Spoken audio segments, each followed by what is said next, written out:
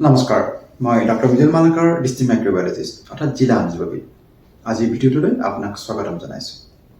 আজি মই আলোচনা কৰিব ওলাইছোঁ কোনসমূহ অভ্যাসৰ কাৰণে এগৰাকী ব্যক্তিৰ চুলি পাতল হ'ব পাৰে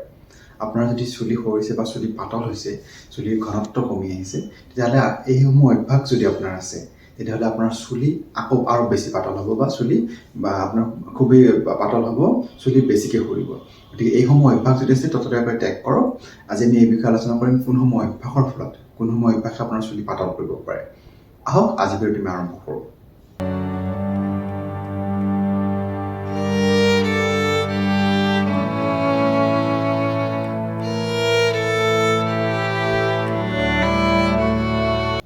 চুলি পাতল কৰা অভ্যাসসমূহ প্ৰথমটো হ'ল যদি আপুনি ব্ৰেকফাষ্ট ৰাতিপুৱাৰ আহাৰ ঠিকমতে নকৰে ৰাতিপুৱাৰ আহাৰ স্কিপ কৰে ৰাতিপুৱাৰ আহাৰ কেতিয়াবা নাখায় কোনোবা দিনা সময় নাপালে নাখায় তেতিয়াহ'লে আপোনাৰ চুলিয়ে প্ৰপাৰ নিউট্ৰিশ্যন নাপাব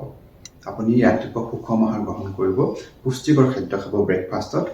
বেছি সময় ৰ'দত নাথাকিব আপোনাৰ যদি চুলিত বেছি ৰ'দ পৰি থাকে বেছি সময় বেছি টেম্পাৰেচাৰ ফলতো আপোনাৰ চুলিৰ কোষসমূহ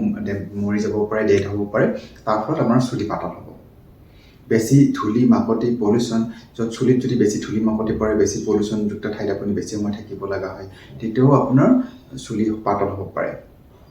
টাইট হেয়াৰ ষ্টাইল যিসকল মহিলাই খুব টাইট হেয়াৰ ষ্টাইল কৰে সেইসকল আজিকালি পুৰুষেও হেয়াৰ ষ্টাইল কৰে গতিকে টাইট হেয়াৰ ষ্টাইল যদি কৰে তেতিয়াহ'লে এই অভ্যাসৰ কাৰণেও আপোনাৰ চুলি সৰিব পাৰে চুলি পাতল হ'ব পাৰে বাৰে বাৰে চুলি ধোৱা খুব সঘনাই আপুনি যদি চুলি ধুৱে দৈনিক যদি আপুনি চুলি ধুৱে দৈনিক আপুনি চুলিত চেম্পু কৰে দৈনিক আপুনি চুলি ধুৱে তেতিয়াও আপোনাৰ চুলি পাতল হ'ব পাৰে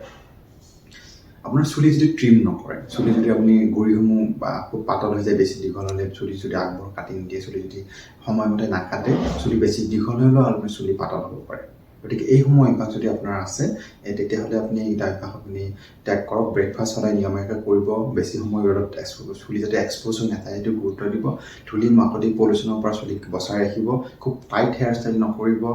বা সঘনাই চুলি নুধুব আৰু নিয়মীয়াকৈ আপোনাৰ চুলি কাটিব নিয়মীয়াকৈ এইকেইটা অভ্যাস কৰিব আপোনাৰ চুলি যদি পাতলৰ সমস্যা আছে সেইখিনি বন্ধ হ'ব আজিলৈ এইখিনি পৰৱৰ্তী পৰ্যায়ত আকৌ এটা বেলেগ বিষয়লৈ আপোনাৰ সময় প্ৰস্তুত হ'ম ধন্যবাদ নমস্কাৰ